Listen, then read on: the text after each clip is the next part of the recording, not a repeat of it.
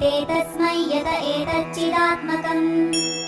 पुरुषायादिबीजाय परेशायाभिधीमहि यस्मिन्निदं यतश्चेदं येनेदं य इदं स्वयम् योऽस्मात् परस्माच्च परस्तं प्रपद्ये स्वयंभुवम् यस्वात्मनीदं निजमाययार्पितम् क्वचिद्विभातं क्वच तत्तिरोहितम् अविद्धदृक्साक्ष्युभयं तरीक्षते स आत्ममूलोऽवतु मां परात्परः कालेन पञ्चत्वमितेषु कृत्स्नषु लोकेषु पालेषु च सर्वहेतुषु तमस्तदासीत् गहनं गभीरम् यस्तस्य पारेऽभिविराजते विभुः न यस्य देवा ऋषयः पदं विदुर् जन्तुः पुनः कोऽर्हति गन्तुमीरितुम् यथा न तस्याकृतिभिर्विचेष्टतो दुरत्ययानुक्रमणः समावतु दिदृक्षवो यस्य पदं सुमङ्गलम् विमुक्तसङ्गा मुनयः सुसाधवः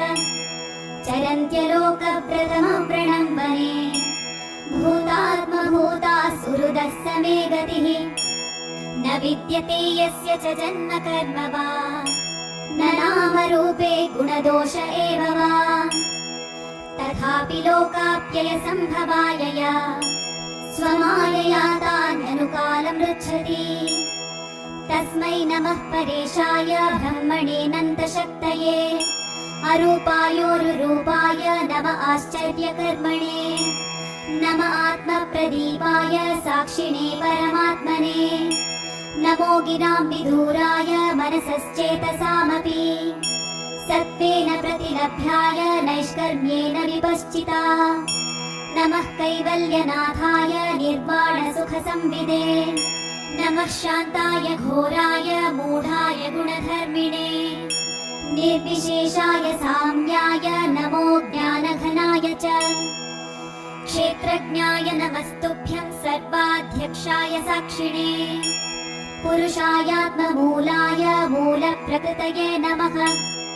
सर्वेन्द्रियगुणद्रष्ट्रे सर्वप्रत्ययहेतवे असताच्छाय योक्ताय सदाभासाय ते नमः नमो नमस्तेऽखिलकारणाय निष्कारणाय अद्भुतकारणाय सर्वागमानाय महार्णवाय नमोपवर्गाय परायणाय गुणारणिच्छन्नचिदुष्मपाय तक्षोभविस्फूर्जितमानसाय नैष्कर्म्यभावेन विवर्जितागम स्वयं प्रकाशाय नमस्करोमि मातृप्रपन्नपशुपाशविमोक्षणाय मुक्ताय भूरिकरुणाय नमोलयाय स्वांशेन सर्वतनुभृन्मनसि प्रतीत प्रत्यग्दृशे भगवते बृहते नमस्ते आत्मात्मचाप्तगृहवित्तजनेषु सक्ते दुष्प्रापणाय गुणसङ्गविवर्जिताय मुक्तात्मभिस्वहृदये परिभाविताय ज्ञानात्मने भगवते नम ईश्वराय यं धर्मकामार्थविमुक्तिकामा भजन्त इष्टां गतिमाप्नुवन्ति किं चाशिशोरात्यपि देहमव्ययम् करोतु मेदभ्रदयो विमोक्षणम् एकान्तिनो यस्य न कञ्चनार्थम् वाञ्छन्ति ये वै भगवत्प्रपन्नाः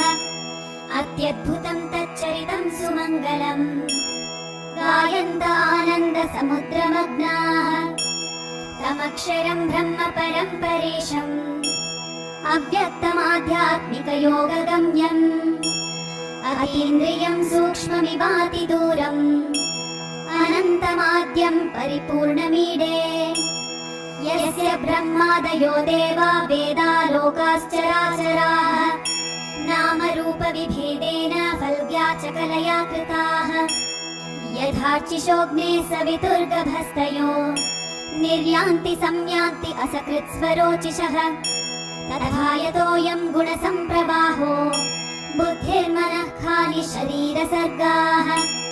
स वै न देवासुरमर्त्यतिर्यन् न स्त्री न षण्ढो न पुमान् न जन्तुः नायं गुणः कर्म न सन्न चासन् निषेधशेषो जयतादशेषः जिजीविषेनाहमिहामुया किम् अन्तर्बहिश्चावृतये भयोऽन्य इच्छामि कालेन नयस्य विप्लव तस्यात्मलोकावरणस्य मोक्षम् सोऽहं विश्वसृजं विश्वम् अविश्वं विश्ववेदसम् विश्वात्मानमजं ब्रह्म प्रणतोऽस्मि परं पदम् योगरन्धितकर्माणो हृदि योगविभाविते योगिनोऽयं प्रपश्यन्ति योगेशं तं नतोऽस्म्यहम् नमो नमस्तुभ्यमसह्यवेग शक्तित्रयायाखिलधीगुणाय प्रपन्नपालाय दुरन्तशक्तये कदिन्द्रियाणामनवाप्यवर्त्मने नायं वेदस्वमात्मानं यच्चक्त्याहं धिया हतम् तं दुरत्ययमाहात्म्यं भगवन्तमिदोऽस्म्यहम् हरे कृष्णा कृष्ण कृष्ण हरे हरे